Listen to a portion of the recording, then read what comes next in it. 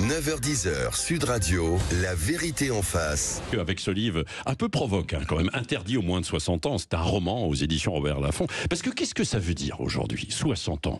Parce qu'à chaque changement de décennie, on se pose la question. Quand on a la trentaine, voilà, on se dit oui, alors bon, la trentaine, bon, il faut que je réussisse ma vie, tout. La quarantaine, est-ce que j'ai déjà un peu réussi où je vais? La cinquantaine, on commence à basculer, on regarde déjà vers la retraite qui va arriver.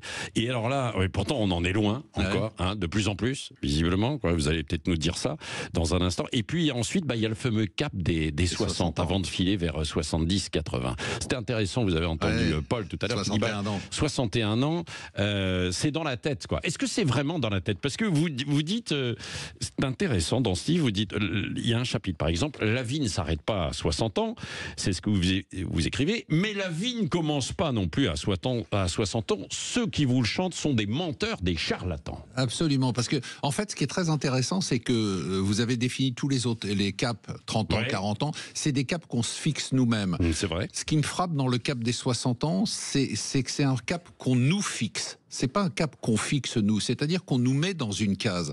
Ce que j'ai trouvé, et c'est pour ça, c'est un peu un cri un coup de gueule, ce bouquin, c'est que je trouve qu'à partir de 60 ans, et surtout depuis quelques années, on nous met dans une case. D'abord, on est les gars qui avons pillé la planète, on est les gars qui avons mis de l'argent de côté de façon indue, alors on a trop d'épargne, on a trop d'argent, on est responsable du dérèglement climatique, on est responsable de ça, et à un moment donné, c'est ça le paradoxe, c'est qu'on nous dit, d'un côté, on veut plus vous voir, c'est-à-dire on vous invisibilise, hein, regardez l'emploi des seniors. C'est vrai, l'emploi des seniors, c'est dramatique. Et de l'autre côté, on vous invisibilise, mais on veut quand même vous servir, vous êtes quand même des cibles.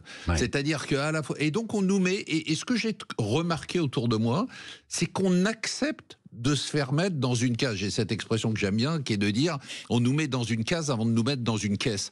C'est-à-dire que c'est... donc mais oui, mais c'est ça. D'autant que c'est pas forcément toujours très gai, parce que c'est vrai, vous dites, à 60 ans, est-ce qu'on a réfléchi combien de temps il nous reste à vivre? Il reste très longtemps, c'est ça qui est très intéressant. Mais vous dites la moyenne, c'est 23 ans. C'est énorme. 23 ans, c'est beaucoup. Non, mais 23 ans, c'est toute une vie. C'est-à-dire que c'est ça qui me gêne. Ce qui me gêne, c'est qu'on nous met volontairement, et alors depuis quelque temps, avec la vague de jeunisme de Macron, mais derrière avec le dégagisme, avec tout ça, et maintenant avec, j'ai envie de dire, l'acharnement qu'on va avoir, hein, parce qu'il faut le dire aux gens qui nous écoutent, l'acharnement qu'on va avoir sur les retraités. On est une génération qui avons une puissance de feu qui est énorme. Nous représentons un nombre très important. On est des dizaines de millions. C'est quoi? C'est les 50, 90 aujourd'hui? Non, mais au-delà. Moi, les 60 et au-delà. C'est-à-dire qu'aujourd'hui, on a tout le pouvoir en main. On a la possibilité de tout faire, mais on nous dit, non, toi tu te mets dans une case, et non seulement tu te mets dans une case, mais on va s'acharner sur toi. D'abord, on va te culpabiliser, parce que tu es responsable de tout, et puis derrière, on va te piquer ton argent, parce que c'est ça dont il s'agit. Hein. Ah oui, et par exemple, le gel de la revalorisation des retraites, là, ça participe mais c'est le début. C'est le début. C'est le début. En fait, si vous voulez, le calcul, il est très simple. C'est de dire qu'aujourd'hui, compte tenu de l'état d'endettement de la France, compte tenu du déclassement de la France, la possibilité pour des jeunes générations de créer des richesses est relativement limitée si on ne met pas de l'ordre dans nos finances publiques. Et qu'est-ce qu'on va faire? On va se dire, où est le pognon? On va se dire, tiens, le pognon, il est chez les retraités, ce qui est complètement faux. Le patrimoine... parce que tout à l'heure, j'avais Pierre de Montage, il touche une petite retraite et puis il a 300 € de mutuelle avec sa femme par mois. Donc, évidemment, et puis même s'il y avait de l'argent de côté, c'est de l'argent qui a payé des impôts dans tous les sens. On a tous bossé sans RTT, sans télétravail, sans réfléchir à l'équilibre de notre vie entre la vie privée et la vie professionnelle. Franchement, on s'est levé. Ah oui, parce qu'aujourd'hui, c'est le discours qui est très répandu chez les jeunes. Ouais, mais je vais pas faire comme vous. Non, mais moi, les plus de 50, 60, là, vous avez bossé sans compter. Nous, on veut vivre aussi. Mais moi, je leur jette pas. Mais moi, je leur jette pas la pierre. Je veux dire, c'est leur choix de vie. Mais derrière, nous mettre la responsabilité responsabilité du déclin de la planète, du déclin des finances publiques, et de venir nous dire maintenant, en fait, on a découvert que le magot, il est chez vous, donc on va aller taper dans le magot, parce que vous savez, le calcul, il est très simple. D'un côté, vous avez 300 milliards de dettes, et puis de l'autre côté, peu ou prou, vous avez 6 000 milliards d'épargne financière des Français. Vous avez compris, quoi. Ah oui, d'accord. Ah donc ouais. Bon voilà, donc on va aller piocher. Voilà. Mais qu'est-ce que les politiques, vous connaissez bien, vous êtes un spécialiste de la finance, vous avez un site d'ailleurs que vous avez monté. On va en parler parce que vous avez monté justement.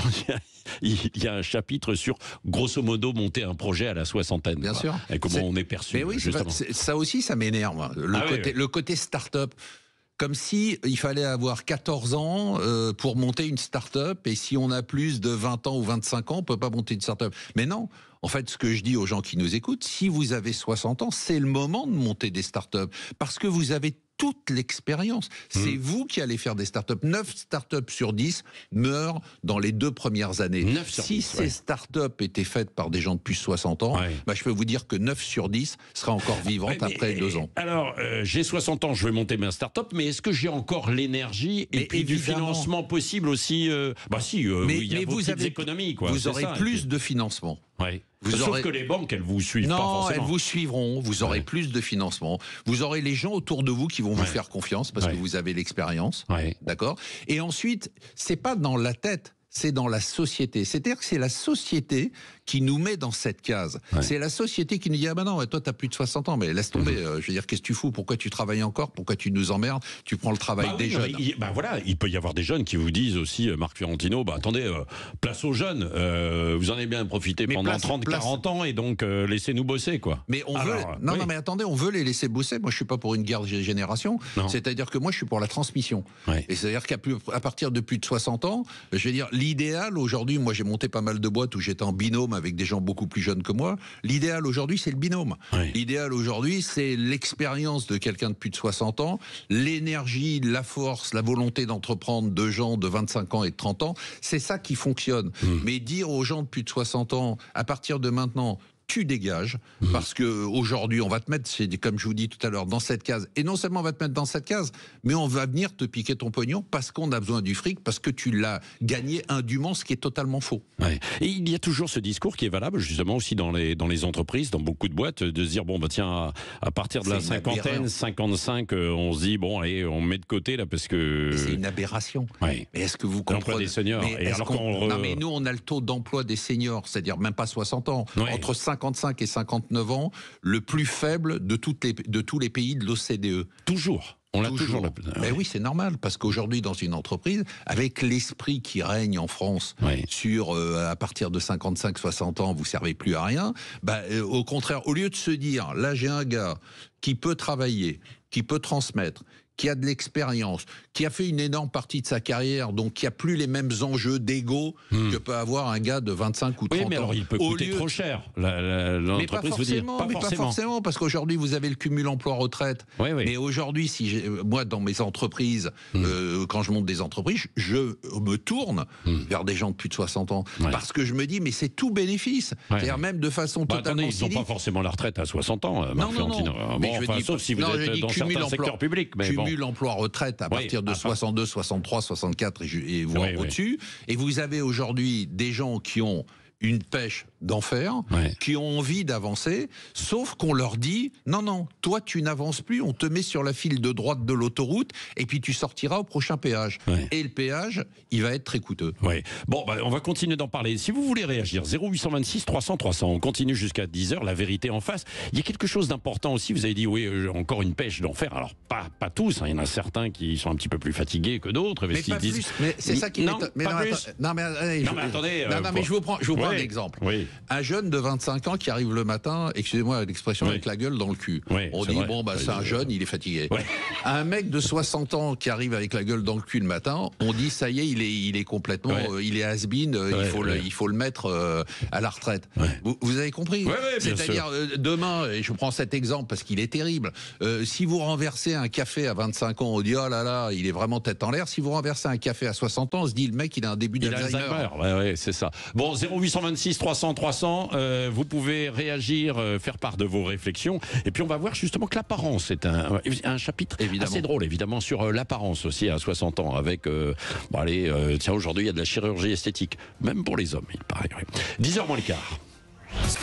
9h-10h, Sud Radio, la vérité en face. Je dirais, hier encore, j'avais 60 ans. Ouais. Ce que je veux dire, c'est que oui, hier encore, j'avais 20 ans. Ok, on a tous des regrets de 20 ans. Mais quand on a 60 ans, il faut pas regretter dans 20 ans en se disant, mais finalement, à 60 ans, j'étais hyper jeune. J'avais encore la pêche, j'aurais pu faire plein de choses.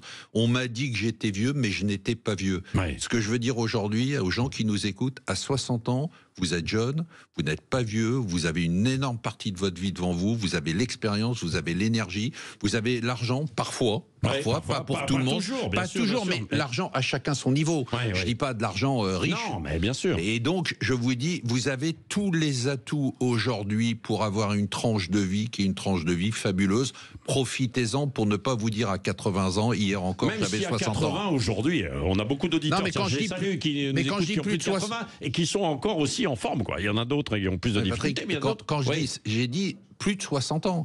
C'est-à-dire pour moi, j'ai pas de limite. Aujourd'hui, je vais vous prendre, moi je suis dans la finance, le meilleur gestionnaire de fonds au monde s'appelle Warren Buffett, il a 94 ans.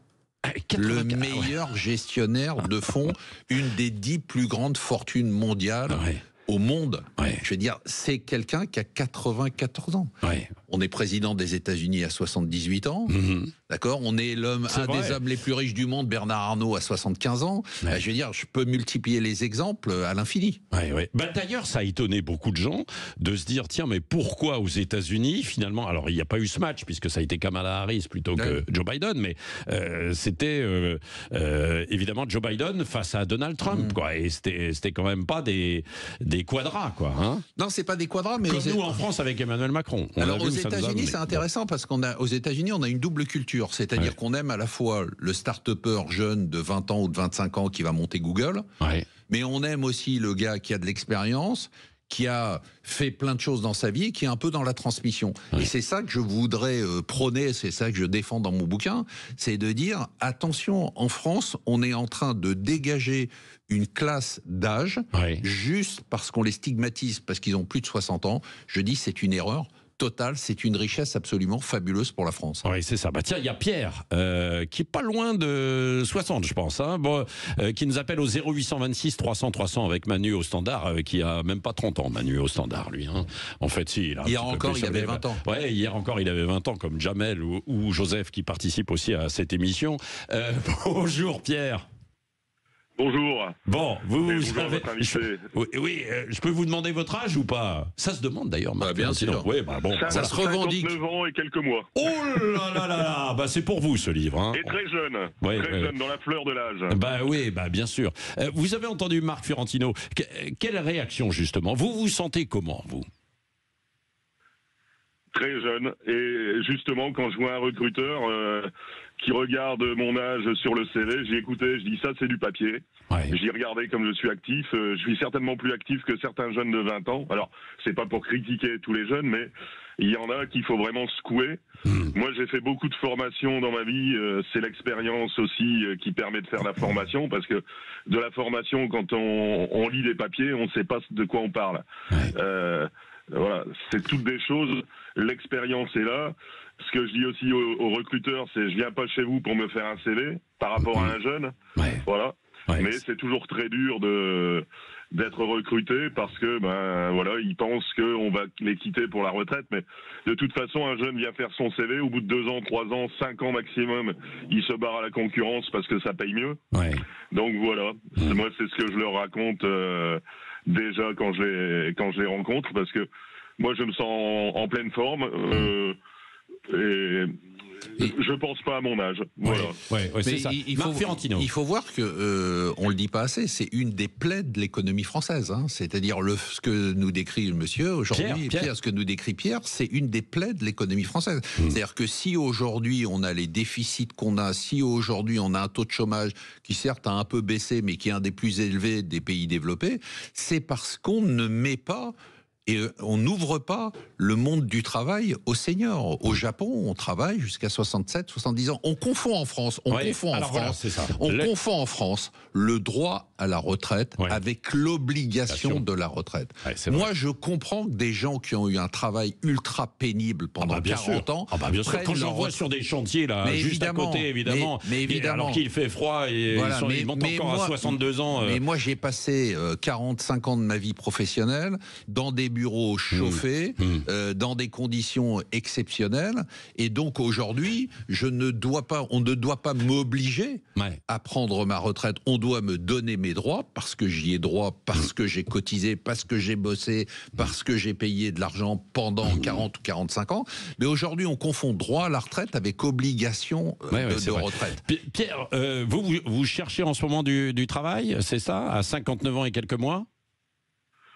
Alors, j'ai un travail, mais bon... vous l'avez changé. C'est toujours la même chose, c'est que il faut être... toujours, c'est même pas plus performant, c'est qu'on nous demande de l'impossible. Donc, voilà, je rencontre des personnes aussi qui sont intéressées, parce que moi j'étais dans une boîte pendant 12 ans, et au bout de 12 ans, on en a eu marre des vieux. Alors, je vais le dire entre parenthèses parce que ça peut choquer, des vieux cons. Voilà, c'est tout à fait ça. Non mais il faut, c'est la vérité en face. C'est l'émission. Donc on se dit les choses, quoi. Après, on en pense qu'on en veut. C'est autre chose. Et c'est une plaie. Je le dis, c'est pas simplement. D'abord, c'est extrêmement dommageable moralement pour des gens comme Pierre d'être stigmatisés et puis qu'on leur dise allez, tu vas te mettre dans un coin et puis on va t'envoyer. On va t'envoyer dans un EHPAD dès que possible. C'est un peu l'idée, quoi. Et d'autre part, je tiens à le répéter, c'est très mauvais et destructeur de richesse pour l'économie française. Non, mais c'est vrai. Un dernier petit mot. C'est vrai qu'il y a un chapitre qui est drôle. Moi, je vous conseille ce livre, donc aux éditions Robert Laffont. Vous dites, oui, il y a aussi l'apparence à la soixantaine. Alors, aujourd'hui, évidemment. La chirurgie esthétique change. Et les gens de 60 ans d'aujourd'hui ne sont pas ceux de 60 ans d'il y a 30-40 ans. C'est vrai, ça ou pas? C'est ça, mais évidemment. C'est-à-dire que, rappelez-vous, nos parents, nos grands-parents, à 60 ans, on les voyait comme des vieux. Mais aujourd'hui, on s'habille comme tout le monde. Je demanderai à Joseph qui a la trentaine qui prépare cette émission. Parce que nous, on n'est pas loin de la soixantaine. Moi, je suis largement dessus. Mais lui, il va nous considérer comme des vieux gâteux. Mais on ne l'est pas. Non, on n'est pas. C'est bon. Merci en tout cas. Bon courage et merci de votre témoignage. Merci Pierre. Évidemment. Pierre. Merci. Et puis je vais faire une émission de vieux sur Sud Radio. Ouais, mais non, nous sommes jeunes, évidemment. Exactement. Tous. La nouvelle jeunesse de plus de 60 ans. La nouvelle jeunesse. Dans un instant, la nouvelle jeunesse. Tiens, Gilles Gansman, Valérie Expert. Il y a tous les âges sur Sud Radio. C'est ça qui est formidable. Bien sûr. André Berkoff, qui est tout jeune. Évidemment. Et en pleine forme. Un jeune homme. Un enfant. Bien sûr, un enfant.